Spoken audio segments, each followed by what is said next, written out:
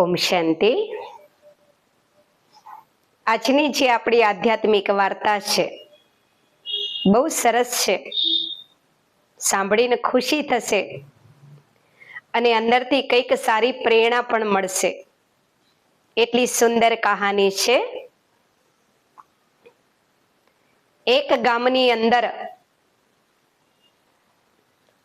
એક સંતને કથા કરવી હતી, એટલે સંતે વિચાર્યું કે ગામની અંદર જો કથાનું આયોજન કરવું હોય તો ગામના સરપંચને મળવું પડશે, એ બધી વ્યવસ્થા કરી આપશે એ માટે તો સંતે એમના શિષ્યોને કીધું કે ફલાણા ગામમાં ઈચ્છા છે કથા કરવાની, તો તમે ગામના સરપંચને જઈને સંદેશ આપો કે અમારા ગુરુજીએ તમને યાદ કર્યા છે, થોડી તમારી સેવા છે એટલે આશ્રમ પર બોલાયા છે। શિષ્યએ જઈને ગામની અંદર ગામના સરપંચને મળ્યા અને ગામના સરપંચને જઈને સંદેશ આપ્યો ગુરુજીનો। જેવું સરપંચે સાંભળ્યું કે ગુરુજીને આશ્રમમાં જરૂર છે મારી સેવાની, સરપંચે શિષ્યને કીધું કે આજે સમય લઈ અને હું અવશ્ય ગુરુજીને મળવા આવીશ, જે મારા લાયક સેવા હશે એ હું અવશ્ય કરીશ। શિષ્ય ગયા પાછા આશ્રમ પર જૈન ગુરુજીને કહે છે, ગુરુજી સરપંચે કીધું કે આજે આખા દિવસમાં એમને જ્યારે સમય મળશે ત્યારે આવીને તમને મળી જશે, કોઈ બી સેવા આપો એ કરવા તૈયાર છે। સાંજ પડી એટલે સરપંચ આયા આશ્રમમાં ગુરુજીને મળવા, ગુરુજીને પ્રણામ કરીને સામે બેઠા અને ગુરુજીને કહે છે, બોલો ગુરુજી શું સેવા હતી મારા લાયક?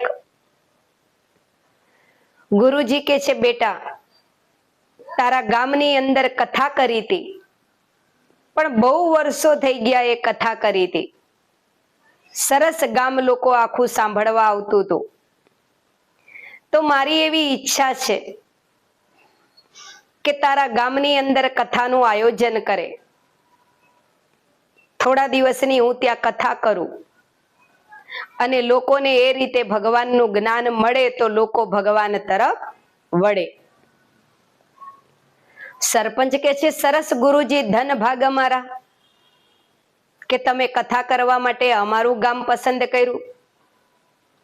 ચોક્કસ ગુરુજી, તમે જે કહેશો એ બધી સેવા કરવા હું તૈયાર છું, જે કંઈ મારે આયોજન કરવાનું છે મારા ગામમાં તમે ગુરુજી મને બતાવી દો। એટલે ગુરુજીએ કીધું પત્રિકા છપાવો, ગામમાં ઘરે ઘરે બધાને આપો, સરસ મેદાનમાં મંડપ બાંધી દો, દરેક લોકો સુધી અવાજ આવે એ માટે માઇક ગોઠવવો, ગાદી બનાવવી, સત્સંગીઓને બેસવા માટે આસન પાથરવા, જે વ્યવસ્થા જોતી હતી પાણીની બધું ગુરુજીએ કીધું। સરપંચ કહે છે, ભલે ગુરુજી, તમે જે કહેશો એ બધી સેવા હું કરી દઈશ। સરપંચે સુંદર પત્રિકાઓ છપાઈ, ગામમાં જાહેરાત કરી ગુરુજીની કથાની, ઘરે ઘરે બધાને પત્રિકાઓ આપી, સુંદર મંડપ બંધાયો, માઇક બાઇક બધું સરસ અંદર ગોઠવી દીધું, ગુરુજીને બેસવા માટેનું સિંહાસન સરસ બનાવી દીધું, પબ્લિક માટે પાણીની વ્યવસ્થા કરી દીધી, હર પ્રકારની સુવિધા કથામાં કરી દીધી। હવે જે દિવસે કથાનો પહેલો દિવસ હતો એ દિવસે ગુરુજીની પધરામણી ગામમાં થવાની હતી, તો સરપંચે આખા ગામ લોકોને કીધેલું કે ગુરુજીની પધરામણી જ્યારે આપણા ગામમાં થાય ત્યારે આપણે વાજતે ગાજતે ગામના સીમાડે ગુરુજીને લેવા જશું। આખું ગામ સામૈયામાં તૈયાર થઈ ગયું। સરપંચ આખા ગામને સામૈયા લઈ અને ગુરુજીને ગામને પાધરે લેવા ગયા, વાજતા ગાજતા ગુરુજીને ગામમાં લાયા। જ્યાં મંડપનું સ્થાન હતું ત્યાં ગુરુજીની પધરામણી થઈ. કથામાં સભામાં બધી પબ્લિક બેસી ગઈ. ગુરુજી જઈને ગાદી ઉપર બેઠા. માઇક ચાલુ કરી દીધું, બધી સુવિધા કરી દીધી. અને જેવી ગુરુજી કથા સ્ટાર્ટ કરે એ પહેલા સરપંચ કહે છે, ગુરુજી હું હવે વિદાય લઉં છું. કઈ બી હજુ જરૂર હોય સેવાની, કઈ પણ તકલીફ પડે, કોઈ ઓર સુવિધા જોતી હોય તો તમે મને સમાચાર મોકલજો. ગુરુજી કહે છે, કેમ? કથા તો હજુ હવે ચાલુ થાય છે, તમારે કથા સાંભળવાની નથી?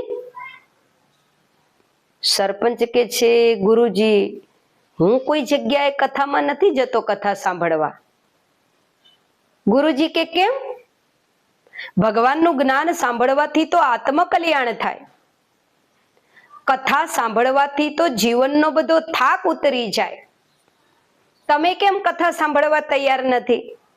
કથા તો હજુ હવે ચાલુ થશે ને તમે જાઓ છો. સરપંચ કહે છે, ગુરુજી હું એટલા માટે કોઈ પણ જગ્યાએ કથા સાંભળવા નથી જતો કારણ કે મને છે ને યાદ શક્તિ મારી બહુ ઓછી છે.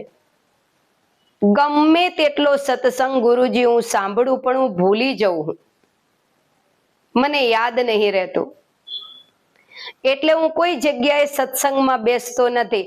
તનથી, મનથી, ધનથી જે થાય એ સેવા કરું છું અને ભાગ્ય બનાવું છું મારું. પણ ગુરુજી કોઈ જગ્યાએ હું સત્સંગમાં નથી બેસતો કારણ કે યાદ તો કઈ રહેતું નહીં. હવે જો મને કઈ યાદ નહીં રહેતું તો ક્યાંથી મારી આત્માનું કલ્યાણ થશે? તો બેસીને ખાલી ખાલી સમય બગાડવો એના કરતા બીજું કોઈ કાર્ય કરું ને. ગુરુજી સમજી ગયા. ગમે એટલું હું સરપંચને સમજાઈશ પણ એ નહીં માને. ગુરુજીએ કીધું, ભલે જેવી તમારી ઈચ્છા. તમારી ઈચ્છા સત્સંગ સાંભળવાની નથી તો હું પરાણે તમને ફોર્સ નહીં કરું. અને તમે આટલી સરસ સુવિધા કરી દીધી, આટલું સરસ અમારું સામૈયું કર્યું, આટલો સરસ મંડપ બાંધી દીધો, બધી પબ્લિકને ભેગી કરી દીધી, આ બધી સુવિધાઓ આપી, એ બદલ આપનો ખૂબ ખૂબ આભાર. બસ એક સેવા આવે ખાલી છેલ્લી કરી દો. સરપંચ કે છે, નહીં નહીં ગુરુજી બોલો બોલો, તમ તારે એક શું 2-4 સેવા હોય તોય બોલો.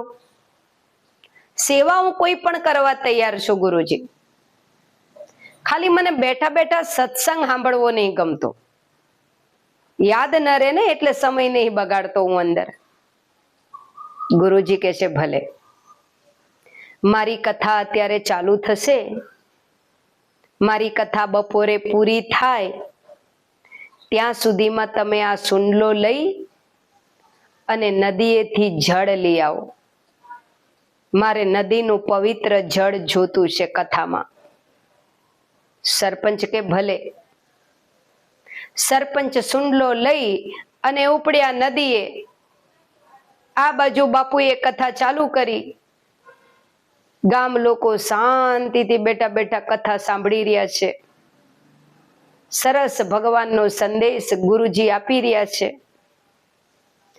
અને બીજી બાજુ સરપંચ નદી કિનારે ગયા.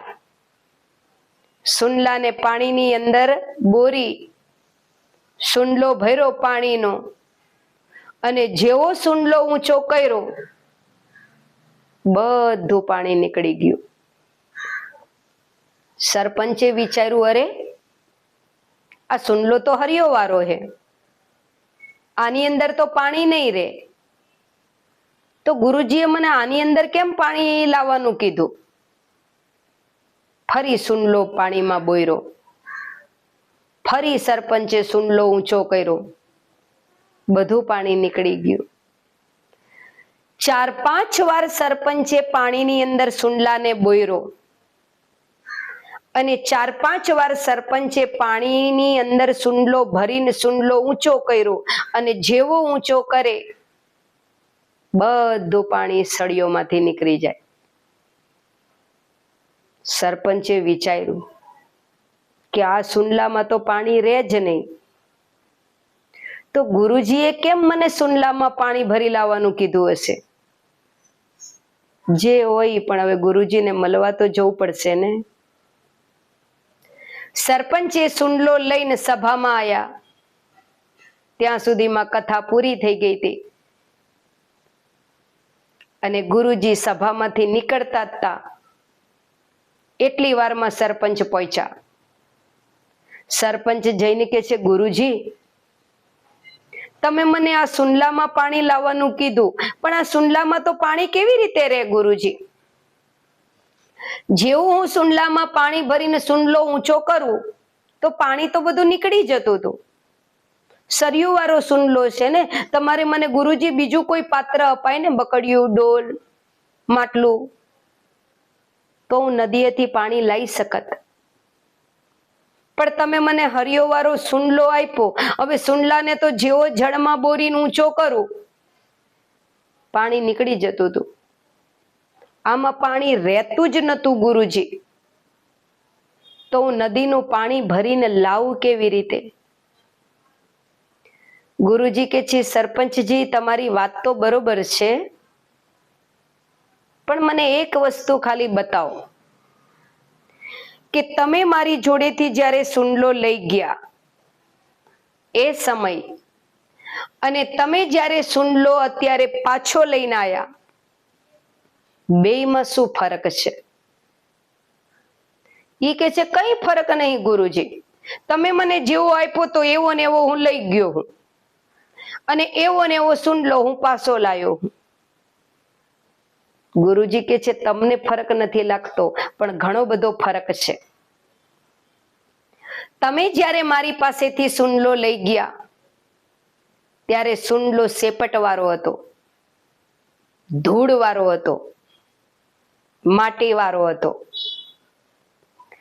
એ સુનલાને તમે નદીની અંદર 1 વાર 2 વાર 4 5 વાર ડૂબોળ્યો હશે, સુનલામાં પાણી ન ભરાણું, પણ સુનલા ઉપર જે માટી હતી, ધૂળ હતી, સેપટ હતી, એ સુનલાને તમે વારંવાર પાણીમાં બોયરો એટલે એ માટી, સેપટ, ધૂળ નીકળી ગઈ. શેઠજી, સુનલામાં પાણી ન ભરાય, પણ સુનલાને જો 2 વાર 4 વાર પાણીમાં બોળીને તમે બહાર કાઢો અને જો ઉપર રીયેલી ધૂળ, સેપટ, માટી વહી જતી હોય તો કોઈ પણ પરમાત્માના સત્સંગમાં જઈને જીવ બેસે, ભલે કશું યાદ ન રહે, પણ જ્યાં ઈશ્વરનું જ્ઞાન અપાતું હોય, પરમાત્માનું, અને ત્યાં જો જીવ જઈને બેસે તો ભલે જ્ઞાન બુદ્ધિરૂપી પાત્રમાં કદાચ ન ભરાય, કદાચ એ જ્ઞાન યાદે ન રહે, પણ જ્યાં ઈશ્વરીય કાર્ય થતું હોય ત્યાં આત્મા જો જઈને બેસે તો કમસે કમ એની આત્મા ઉપર જે માયાની સેપટ, ધૂળ લાગેલી છે એ તો અવશ્ય જાય. જ્ઞાન ધારણ થાય કે ન થાય, પણ મંદિરમાં જઈને બેઠો, સત્સંગમાં જઈને બેઠો જીવ એટલે એનું કલ્યાણ તો નિશ્ચિંત છે. સરપંચની આંખ ખુલી ગઈ, સમજી ગયા એ ગુરુજી શું કહેવા માંગે છે. સરપંચ ગુરુજીના પગમાં પડીને કહે છે, ગુરુજી મને માફ કરી દો. હવે પછી કોઈ પણ સ્થાને કથા સત્સંગ થતો હશે, ભલે મને યાદ ન રહે, પણ તોય હું સાંભળીશ, અને કમસે કમ મારી આત્મા ઉપર જે આ માયાની સેપટો ચડેલી છે, માટી, એ જાય એવો પ્રયત્ન કરીશ. તો આ સુંદર જે વાર્તા હતી, આટલી સરસ, એનો સાર શું છે? ઘણા મનુષ્ય એવા છે જે એવું સમજે છે કે મને ક્યાં સત્સંગમાં સમજ પડે છે એટલે નથી જવું સત્સંગમાં. કોઈ એવું સમજે છે કે મને યાદ નથી રહેતું એટલે નથી જવું. કોઈ મનુષ્ય એવું કહે છે કે દીદી સત્સંગ સાંભળીને શું કરીએ, ધારણ તો થતો નહીં, આવવાનો શું મતલબ? દેખો, દરેક મનુષ્ય અલગ અલગ બાના કાઢે છે. કોઈ કહે છે મને સત્સંગમાં સમજ નથી પડતી, કોઈ કહે છે મને સત્સંગ યાદ નથી રહેતો, કોઈ કહે છે સત્સંગ મારી અંદર ધારણ નથી થતો. પણ અહીંયા શિવ બાબા આપણને કહી રહ્યા છે કે હું સ્વયં ગીતા જ્ઞાન સંભળાઈ રહ્યો છું, અને એ ગીતા જ્ઞાન ચાહે તારી સમજમાં બહુ આવે કે ના આવે, ચાહે તું ધારણ કરે કે ન કરે, ચાહે તને ગીતા જ્ઞાન યાદ રહે કે ન રહે, પણ જો એ ગીતા જ્ઞાનનો તું અભ્યાસ કરે તો તારી આત્મા ઉપર જે માટીની ધૂળ છે, જે માયાનો મેલ છે, એ અવશ્ય દૂર થાય. અને આત્માનું વધારે નહીં તો થોડું પરિવર્તન અવશ્ય થાય. તો આવો તો સમય આપણે કેટલોય દિવસ દરમિયાન જ્યાં ત્યાં વાપરતા હોઈએ છીએ. તો થોડો સમય ક્યાંય સત્સંગ ચાલી રહ્યો છે, ક્યાંય ઈશ્વરીય કાર્ય થઈ રહ્યું છે, ક્યાંય ક્લાસ ચાલી રહ્યો છે, ક્યાંય ગીતા જ્ઞાન અપાઈ રહ્યું છે, તો અવશ્ય સમય કાઢીને જવાનો અને સાંભળવાનો પ્રયત્ન કરવાનો. પછી સમજ પડે કે ન પડે, યાદ રહે કે ન રહે, ધારણ થાય કે ન થાય, પણ આપણે સત્સંગમાં જઈને બેસવાનું, એટલે આપણું કલ્યાણ અવશ્ય થશે, એની ગેરંટી પરમાત્મા આપે છે. તો આ વાર્તાના સારમાં બસ એક સંકલ્પ લેજો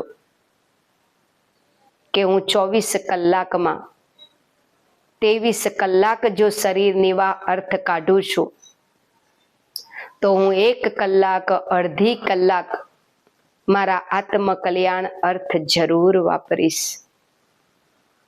આ વાર્તાના સારને લેવાનો પ્રયત્ન કરીશું. અને આ વાર્તા જો આપણને સારી લાગી હોય તો તમારા સાથી મિત્રોને પણ અવશ્ય મોકલશો.